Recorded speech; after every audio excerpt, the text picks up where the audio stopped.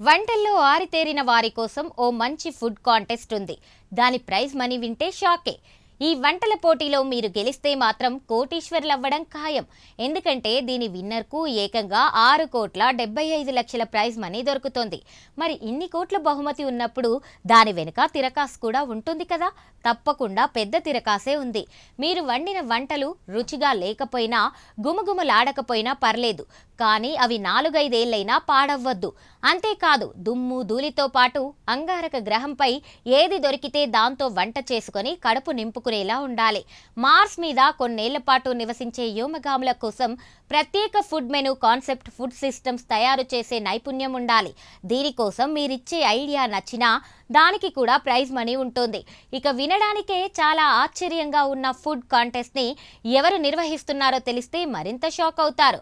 ఇంకెందుకు ఆలస్యం, let's watch. NASA ప్రకటించిన ఫుడ్ కాంటెస్ట్ ఇప్పుడు బాగా వైరల్ అవుతోంది. ఇంతకీ పెద్ద పెద్ద అంతరిక్ష ప్రయోగాలు చేసుకునే నాసాకు వంటల పోటీ పెట్టాల్సిన అవసరం ఎందుకొచ్చిందనేది ఇప్పుడు చర్చనీయాంశంగా మారింది. తరచూ అంతరిక్షంలోకి వ్యోమగాములను పంపించే నాసా వారికి ఫుడ్ను అరేంజ్ చేయడానికి నానా తంటాలు పడాల్సి వస్తోంది. దీనికోసమే ఈసారి ఏకంగా 6.75 కోట్లు ఇస్తోందట. Deep space food challenge Mars 2 table పేరుతో నాసా గ్లోబల్ కాంటెస్ట్ ప్రారంభించింది. దీనికి ప్రైజ్ మనీని 6.75 కోట్లకు ఫిక్స్ చేసింది. అయితే దీనికోసం పోటీదారులు పెద్దగా కష్టపడాల్సిన అవసరం లేదు. వారి ప్రయోగాలకు అవసరమైన కొన్ని ఐడియాలు ఇస్తే చాలు. మార్స్ ప్రాజెక్టులో ఉపయోగించేందుకు వీలుగా ఉండే ఫుడ్ సిస్టమ్స్ గురించే ఈ కాంటెస్ట్ ఉంటుంది. అంతరిక్షం మార్స్ మీద పంటలు ఎలా పండించాలి, ఎలాంటి విధానాలు అవలంబించాలి, వ్యోమగాములకు పోషకాహారాన్ని అందించే మార్గాలేంటి, భూమి మీద ఆధారపడకుండా స్వాతంత్రంగా ఆహార ఉత్పత్తులను అక్కడ ఎలా సృష్టించుకోవాలి వంటి అంశాల మీద ఐడియాలిస్తే చాలు. అవి వారికి ఉపయోగకరంగా అమలు చేయడానికి అనుకూలంగా ఉండే సూచనలైతే ప్రైజ్ మనీ తప్పకుండా మిమ్మల్ని వరిస్తోంది. ఇక ఈ పోటీలో ఎవరు పాల్గొనొచ్చు అనే విషయానికి వస్తే, నాసా కాంటెస్ట్లో ఎవరైనా సరే పాల్గొనొచ్చు. చెఫ్లు, స్టూడెంట్లు, సైంటిస్టులు, డిజైనర్లు, ఇలా ప్రతి ఒక్కరికి ఛాన్స్ ఉంటుంది. పోటీదారుల ఐడియాలను, అర్హతలను బట్టి గ్రూపులుగా విభజించి తుది పోటీదారులను ఎంపిక చేస్తారు. అయితే ఈ కాంపిటీషన్లో సెలెక్ట్ అవ్వడం అంత ఈజీ కాదు. శూన్యం నుంచి కూడా ఆహార పానీయాలు తయారు చేయగలిగే ఐడియాలతో ఉండాలి. అంతేకాదు, మార్స్ మీద విపరీతమైన దుమ్ము ధూళి ఉంటుంది. వాటిని కూడా ఆహారానికి అనుకూలంగా మార్చుకోగలిగే టెక్నిక్స్ తెలిసి ఉండాలి. చివరిగా, మార్స్ మీద నివసించే వ్యోమగాముల కోసం ప్రత్యేక food menu concept food systems తయారు చేసే ఎబిలిటీ ఉండాలి.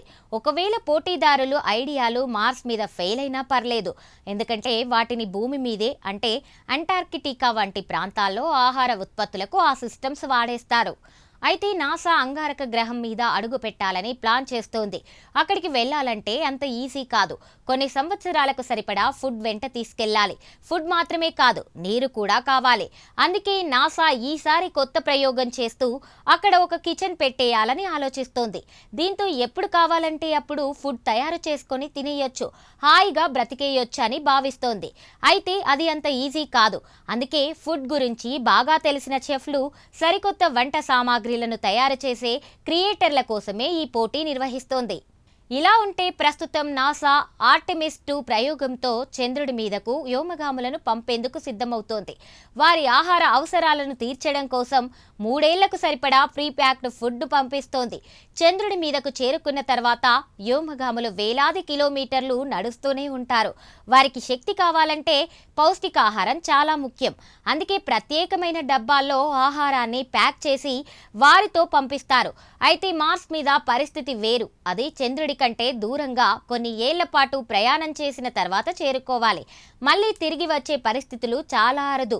అందుకే అక్కడి వ్యోమగాములకు ఎలాంటి ఇబ్బంది లేకుండా ప్రత్యేకంగా అక్కడ కిచెన్ సిస్టమ్ ఏర్పాటు చేయాలని ఆలోచిస్తున్నారు. మరి ఈ ప్రయోగం ఎంతవరకు సక్సెస్ అవుతుందో చూడాలి.